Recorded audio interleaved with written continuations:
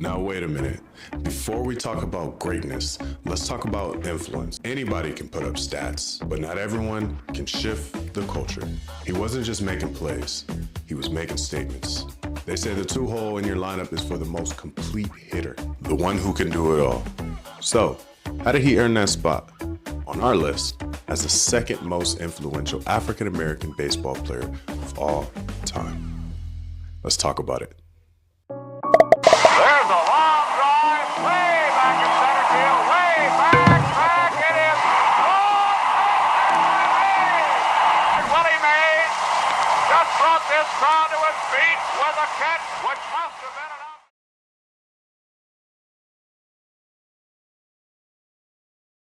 enough. Hello everyone, my name is Andre Pettis Wilson, and I'm here to teach you a thing or two about the rich history of the black baseball player here in America. As always, before we get started, we have to give a major salute to the Negro Leagues by tipping our hat to thank them for paving the way and creating a platform for African Americans to play during the segregation era. Coming in on number 2 at our list, none other than my favorite player of all time, aka the greatest player of all time, the Say Hey Kid, Willie Mays. Big shout out goes to my brother Designs by VPW. I will put his link in the description.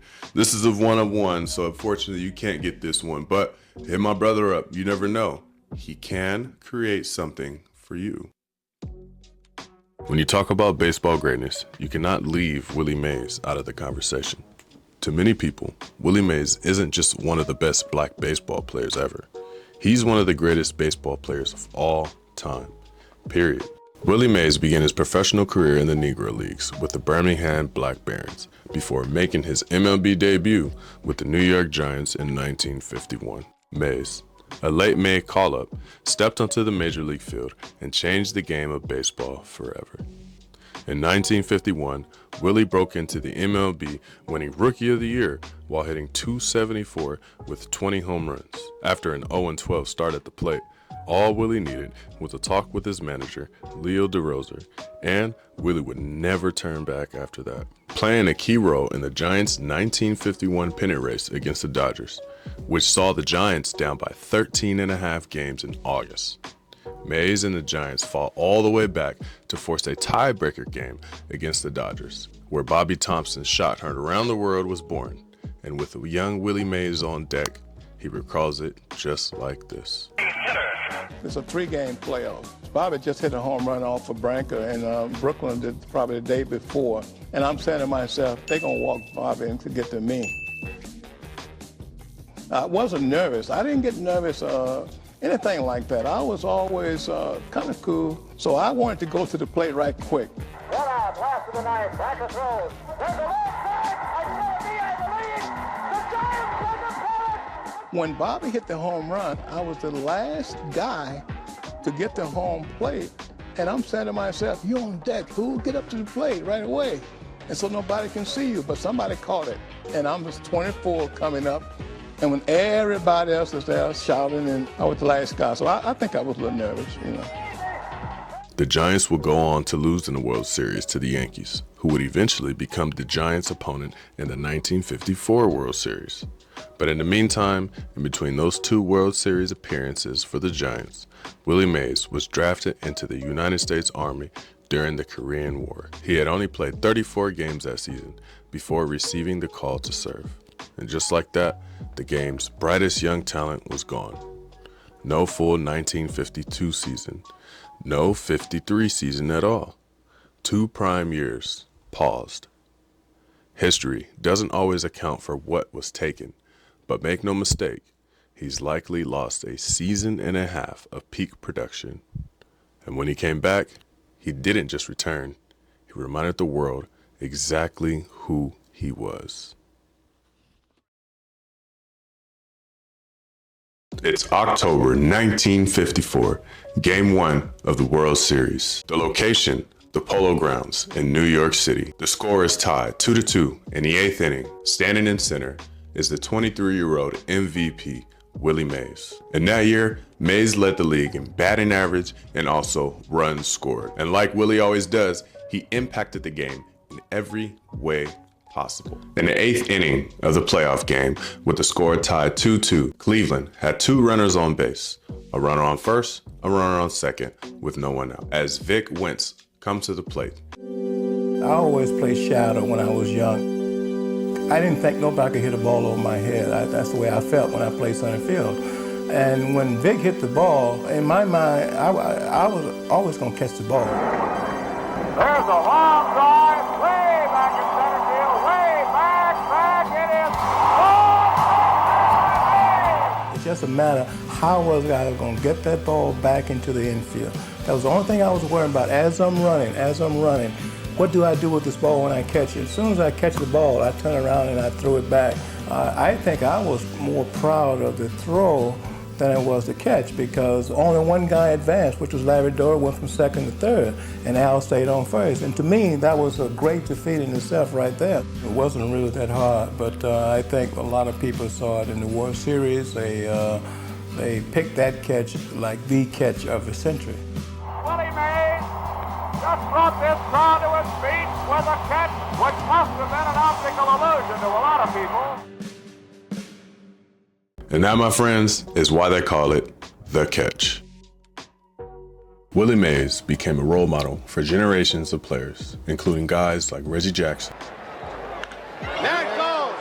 He really sat on it, and that's what he wanted to do, and he hasn't reached first base yet.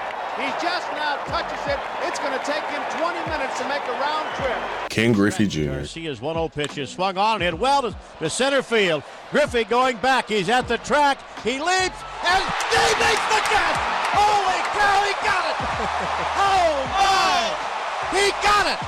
And his godson, Barry Bonds, our number 3 most influential black baseball player of all time. Forget about it. This one is headed for New Jersey, high into the upper deck. On game day, most superstars prepared in private. Willie Mays stepped into the streets. Before taking the field for the New York Giants, Mays would often join neighborhood kids in Harlem for a game of stickball, still in street clothes. No spotlight, no cameras needed. It wasn't for publicity. Shoot, Willie was still a rookie, and all the kids playing thought he was just some young guy trying out for the Giants. Morning time, they knock on my one at 9 o'clock, so I had 30 minutes to go and eat, get out there and play stickball for about, maybe an hour, 2 hours. Willie would often take kids from the stickball game to the local ice cream shop, and then headed over to the polo grounds to play an MLB ball game.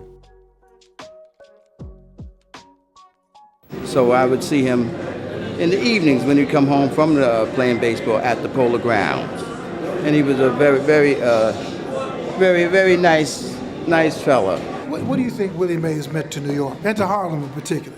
He was like an inspiration, especially for the black youth. After the stickball game, Mays would bring the kids to this drugstore right here, and he'd buy them ice cream and a soda.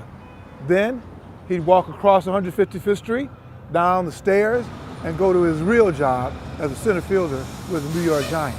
If you look at how steep these steps are, you see why Willie Mays was in such great shape. Because trust me, this is a workout. He understood something powerful. Baseball didn't only belong inside stadium walls.